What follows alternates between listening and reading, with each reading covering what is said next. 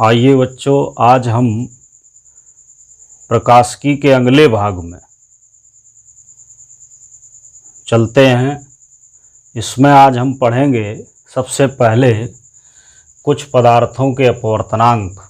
जैसा कि बोर्ड में आप देख रहे हैं, इसमें कुछ पदार्थों के अपवर्तनांक लिखे हैं और इनमें से कुछ पदार्थों के अपवर्तनांकों का उपयोग हम अपनी फिजिक्स में ज़्यादातर करते हैं। है तो सभी उपयोग, लेकिन कुछ के उपयोग ज़्यादातर करते हैं, जैसे वायु का, जल का और ग्लिसरीन का, हीरा का, फ्लिंट कांच का और क्राउन कांच का। इनके उपयोग हम करते हैं फिजिक्स में, अधिकतर निकालते हैं इनके लिए वैल्यू। तो इसमें देख लीजिए फटाफट। वायु का अपवर्तनांक 1.00292 या इसी को हम लगभग 1 लिखते हैं। क्या लिखते हैं? 1। बर्फ का अपवर्तनांक होता है 1.31, जल का अपवर्तनांक 1.33 और ईथर का अपवर्तनांक 1.35। एल्कोहल का लगभग 1.362, लगभग इसको 1.36 पढ़ते हैं। मिट्टी का तेल या कैरोसिन का अपवर्तनांक 1.41, तारपीन के तेल का अपवर्तनांक 1.43, क्लोरोफार्म का अपवर्तनांक 1.446 इक्वल या लगभग में 1.45, कार्बन टेट्राक्लोराइड 1.46, ग्लिसरीन का 1.47, बेंजीन का 1.501 या लगभग में इसको 1.5150 लिख सकते हैं। क्राउन कांच, इनके उपयोग होते हैं सवालों में। क्राउन कांच का 1.52, कनाडा बाल्सम एक होता है पदार्थ, इसको भी हम पूर्ण आंतरिक परावर्तन वगैरह के लिए उपयोग करते हैं, तो 1.53। नमक का 1.544, लगभग में इसको हम पढ़ते हैं 1.54। चीनी का 1.56। फ्लिंट कांच, कांच वैसे कई तरीके के होते हैं, लेकिन हमें अधिकतर फिजिक्स में इन दो की आवश्यकता पड़ती है। फ्लिंट कांच 1.62 से, वैसे इसको याद करने के लिए 1.62 याद कर सकते हो। और इसकी वैल्यू चूँकि रंगों पर आधारित होती है, ठीक है, इन सभी कांच में जो है अपवर्तनांक जो होता है ये प्रकाश के रंगों पर आधारित होता है, इसलिए इसकी वैल्यू परिवर्तित भी हो सकती है। यानी कि 1.62 तो याद कर लेना है, आगे जा सकती है 1.65 तक। Carbon disulphide 1.63। हीरा जो है, हीरा, इसका अधिकतम वैल्यू होती है 1.62। हीरा का काफ़ी अधिक अपवर्तनांक होता है 1.62। तो अब देखो ये दो, अब यहाँ पे आप लोगों के दिमाग में आएगा प्रश्न कि कांच लिखा है, यहाँ क्राउन कांच लिखा है, इसका 1.52 होता है, यहाँ फ्लिंट कांच लिखा है, इसका 1.62 होता है। तो कांच कई तरीके के कांच होते हैं, सोडा कांच, पोटास, फ्लिंट कांच, क्राउन कांच, द्रव कांच, इस तरीके से कई तरीके से कांच होते हैं। ये आप लोग केमिस्ट्री वगैरह में पढ़ सकते हो। तो इसमें जैसे फ्लिंट कांच होता है, तो इस फ्लिंट कांच का उपयोग जो है, फ्लिंट कांच का जो उपयोग है वो कैमरे, दूरबीन आदि के लेंस बनाने में किया जाता है।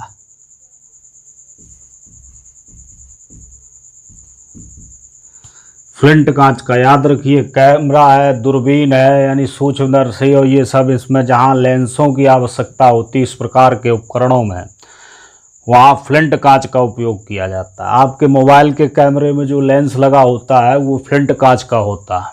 क्राउन कांच, जैसे चश्मा बनाया गया तो चश्मे के जैसे धूप का चश्मा है, इस तरीके से यानी इनके लेंस बनाने में, यानी चश्मे का लेंस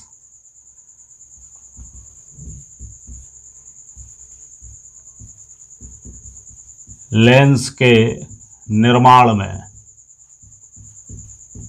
तो ये इस तरीके से कांचों के उपयोग रहते हैं। तो ये इस प्रकार से कुछ पदार्थों के आपके सामने अपवर्तनांक हैं, इनको देख लीजिए और इनको लर्न भी कर लीजिए। लर्न कर लेंगे तो साधारण रहता है किसी भी इस प्रॉब्लम्स को जल्दी से सॉल्व करने में, जिसमें से मुख्य तो ये हैं ही। वायु हो गया, वायु का आपको लर्न कर लेना है 1, जल हो गया 1.33, ठीक है, ग्लिसरीन 1.46, बेंजीन 1.50, क्राउन कांच 1.52 और फ्लिंट कांच 1.62। इसको दिमाग में डाल लीजिए कि परिवर्तित भी हो सकता है 1.65 तक। हीरा 2.42। तो ये गिने चुने तो कुछ मुख्य रूप से, यानी वायु का 1, जल का 1.33, कार्बन उसका ग्लिसरीन का 1.47 और बेंजीन का 1.50, क्राउन कांच का 1.52 और फ्लिंट कांच का 1.62 और हीरा का 2.42। अब इसमें देख रहे होंगे कि कुछ पदार्थों के अपवर्तनांक कम है, जैसे बर्फ। तो बर्फ का अपवर्तनांक 1.31 है। मैंने कल बताया, पिछले उसमें नोट्स में बताया था कि 1.31 और 1.33 जल का अपवर्तनांक है। तो अब इसके लिए मैंने बताया था कि n अनुक्रमानुपाती t अपवर्तनांक घनत्व का अनुक्रमानुपाती होता है। तो यानी कि जिसका अपवर्तनांक कम होगा उसका घनत्व भी कम होगा। यहाँ से भी एक रिलेशन हम पढ़ सकते हैं। तो इसलिए बर्फ का घनत्व कम और जल का घनत्व अधिक होता है।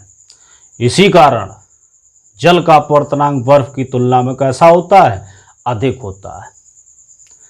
ये घनत्व की पोजीशन आप लोग जानते हो, बर्फ पर, जल पर जो बर्फ होती है वो तैरती रहती है। क्यों? क्योंकि बर्फ का घनत्व जल की तुलना में कम होता है। तो यहाँ से भी देख सकते, देखो घनत्व कम है तो अपवर्तनांक भी कम है। समझ गए?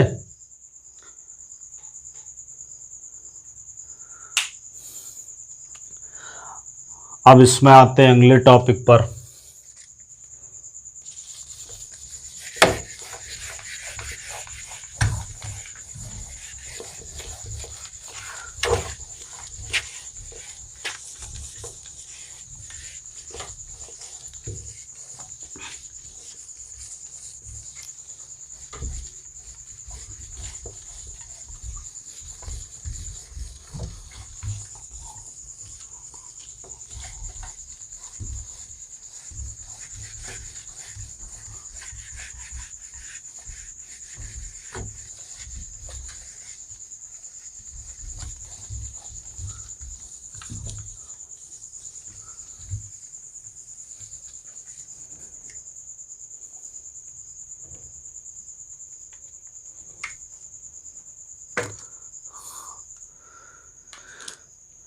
देखिए अगला टॉपिक है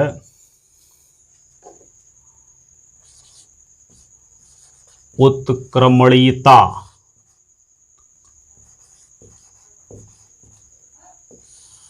उत्क्रमणीयता का सिद्धांत।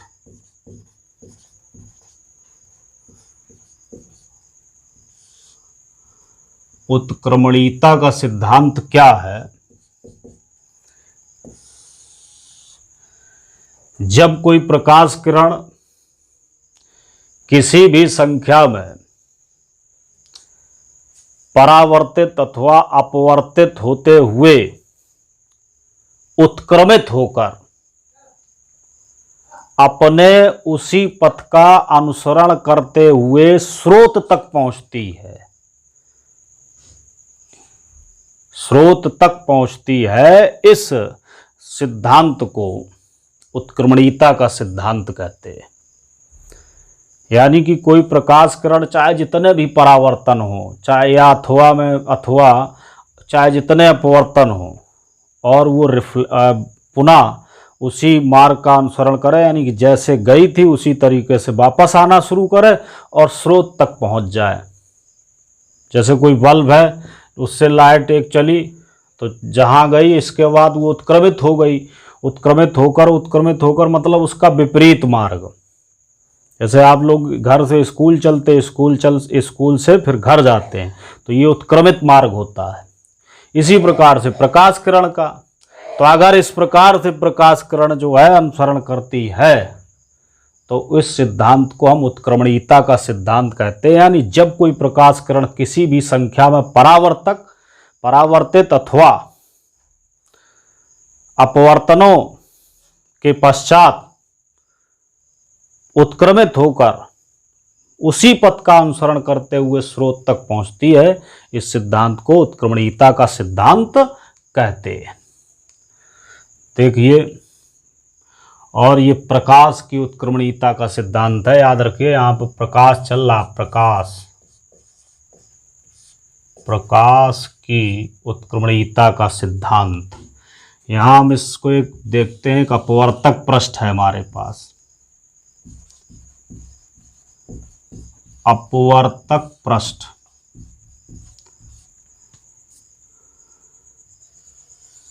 ये हो गया अभिलंब,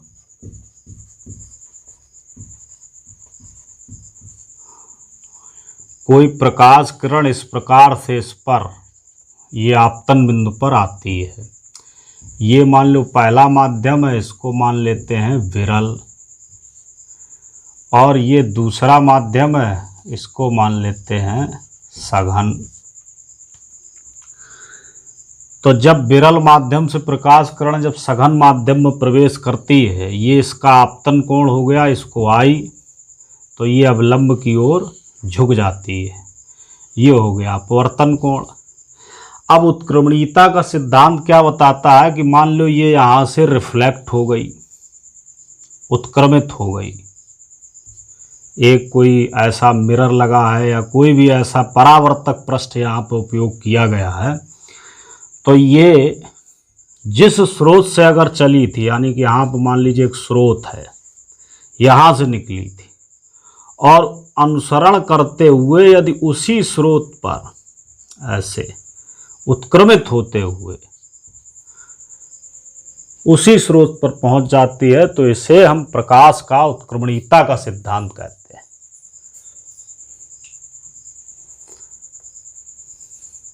ठीक है, तो अब इसका थोड़ा मैथमेटिकल सॉल्यूशन करते हैं। स्नेल के नियम से जब ये प्रकाश किरण इधर से इधर जा रही है, तो sine i upon sine r बराबर 1n2, यानी कि पहले माध्यम के सापेक्ष दूसरे माध्यम का अपवर्तनांक।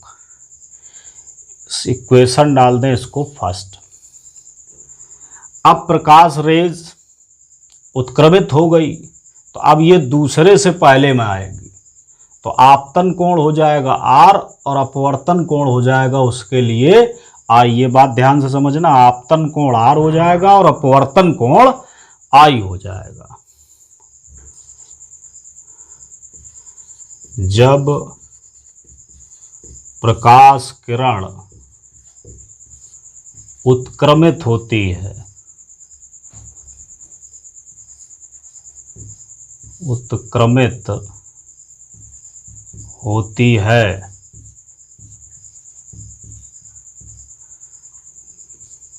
तब sine r upon sine i equal to दूसरे माध्यम के सापेक्ष पहले माध्यम का अपवर्तनांक, यानी कि 2n1। इक्वेशन डाल दीजिए इसको सेकेंड।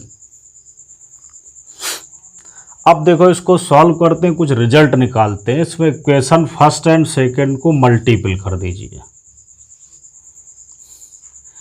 ये था तुम्हारा sine i upon sine r into sine r upon sine i equal to 1n2 into 2n1। ये निरस्त हो जाएंगे सभी, साइन आई से साइन आई, साइन आर से साइन आर, ये निरस्त हो जाएंगे। यहाँ पे आ जाएगा 1, यानी 1 equal to 1n2 into 2n1। यहीं से एक रिजल्ट निकलेगा, इसको भी हम लिख सकते हैं, एक रिजल्ट है कि पहले माध्यम के सापेक्ष दूसरे माध्यम का अपवर्तनांक इंटू दूसरे माध्यम के सापेक्ष पहले माध्यम का अपवर्तनांक इक्वल टू 1। या हम इसी को लिखेंगे, देखिए 1n2 इक्वल टू 1/2n1, यानी पहले माध्यम के सापेक्ष दूसरे माध्यम का अपवर्तनांक बराबर 1/2 दूसरे माध्यम के सापेक्ष पहले माध्यम का अपवर्तनांक। या इसी को ऐसे भी लिख सकते हो 2n1 इक्वल टू 1/1n2। दूसरे माध्यम के सापेक्ष पहले माध्यम का अपवर्तनांक बराबर पहले माध्यम के सापेक्ष दूसरे माध्यम का अपवर्तनांक। इसी तरीके से यदि 3 माध्यम हो, यानी 3 प्रकार से प्रकाश किरण संचरण करे, तो उसके लिए क्या लिखेंगे, देखो इसी प्रकार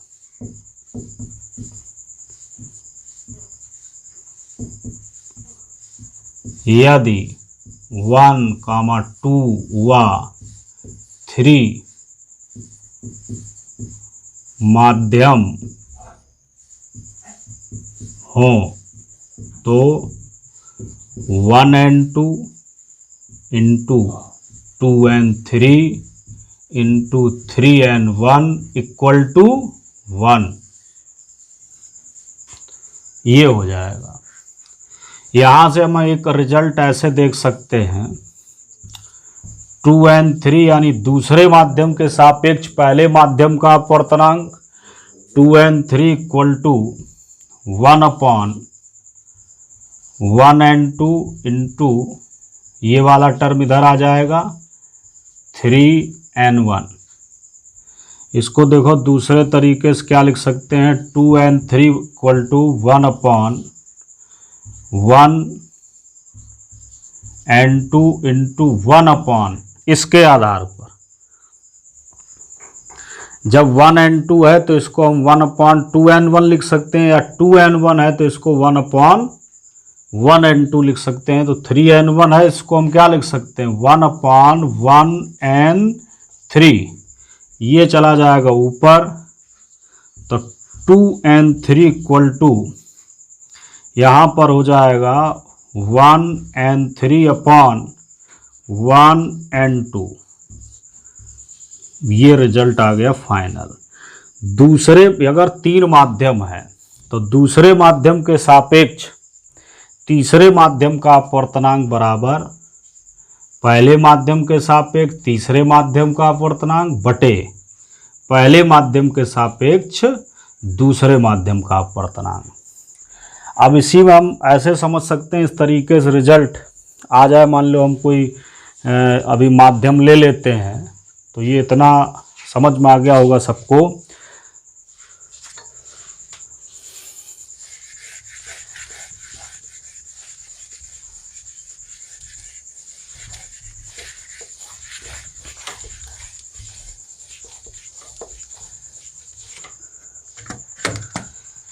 माध्यम अगर हम ले लें, जैसे ये है पृष्ठ 1, यहाँ पहला माध्यम है, ये वायु है,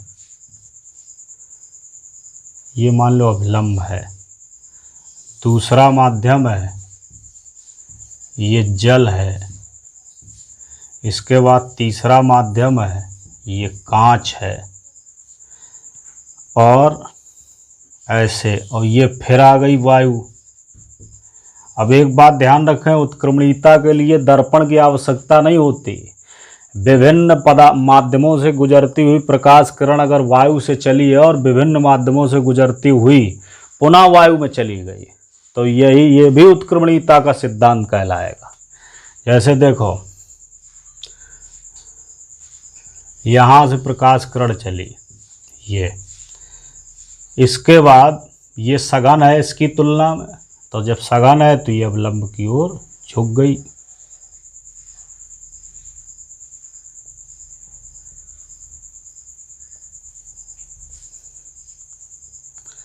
यहाँ पे अवलंब डाल दीजिए। ये क्या है, तीसरा माध्यम है कांच। जल की तुलना में कांच सघन है तो ये और अवलंब की ओर झुक जाएगी। इसके बाद पुनः ये वायु में निकलेगी तो ये फिर विरल है तो अवलंब से दूर हट जाएगी। ये हो गई वायु। तो ये वायु है, तो वायु जब पहला माध्यम था तो यहाँ भी पहला माध्यम लेंगे। अब देखो इसके आधार पर दूसरे माध्यम के सापेक्ष तीसरे माध्यम का अपवर्तनांक, जल को हम W सिंबल दे देते हैं और कांच को G सिंबल दे देते हैं और वायु को A सिंबल दे देते हैं, एयर। तो जल के सापेक्ष कांच का अपवर्तनांक अगर लिखना हो तो 1n3/1n2, यानी कि वायु के सापेक्ष कांच का अपवर्तनांक बटे वायु के सापेक्ष जल का अपवर्तनांक। तो यहाँ से हम लिख सकते हैं WNG = ANG/ANW। ये वाला टर्म याद रखिए। जैसे लिखा है जल के सापेक्ष कांच का अपवर्तनांक, तो जिसका अपवर्तनांक लिखा जाए तो वो ऊपर पहले वायु के सापेक्ष लिखा जाएगा, यानी वायु के सापेक्ष कांच का अपवर्तनांक बटे वायु के सापेक्ष जल का अपवर्तनांक, जहाँ WNG जो है वो जल के सापेक्ष कांच का अपवर्तनांक है, कांच का अपवर्तनांक, और ANW है वो वायु के सापेक्ष जल का अपवर्तनांक है, जल का।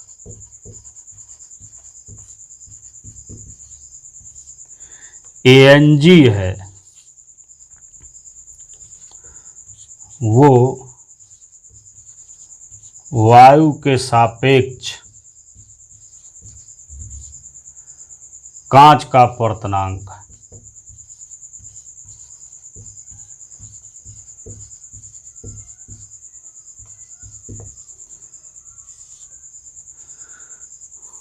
तो ये प्रकाश की उत्क्रमणीयता का सिद्धांत हो गया और इससे एक हमें रिजल्ट ये मिल गया।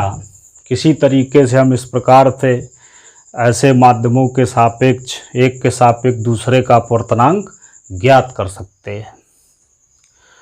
ठीक बेटा, इतना ये हो गया उत्क्रमणीयता का सिद्धांत। अब इसमें हम एक पॉइंट और बताना चाह रहे थे कि ये जो प्रकाश किरण होती है ये सघन में झुक जाती, विरल में फैल जाती है। तो सघन और विरल क्या होते हैं कि जो विरल है इसका अपवर्तनांक हमेशा कम होता है और जो सघन होता है उसका अपवर्तनांक हमेशा ज़्यादा माना जाता है। जैसे मान लो अब ये दोनों सघन हैं, लेकिन जिसका अपवर्तनांक ज़्यादा होगा वो ज़्यादा सघन होगा और जिसका अपवर्तनांक कम होगा वो कम सघन होगा। तो जल की तुलना में कौन ज़्यादा सघन है? कांच। इसका अपवर्तनांक अभी बताए थे 1.33 और इसका मान लो जैसे क्राउन कांच है तो 1.52। तो ये है इस तरीके से। अब देखिए इसमें क्या होता है कि हम समझ लें कि कैसे सघन माध्यम में अवलंब की ओर झुक जाती है और विरल में दूर चली जाती है। यहीं से मैं आप लोगों को इसी में बता देता हूं।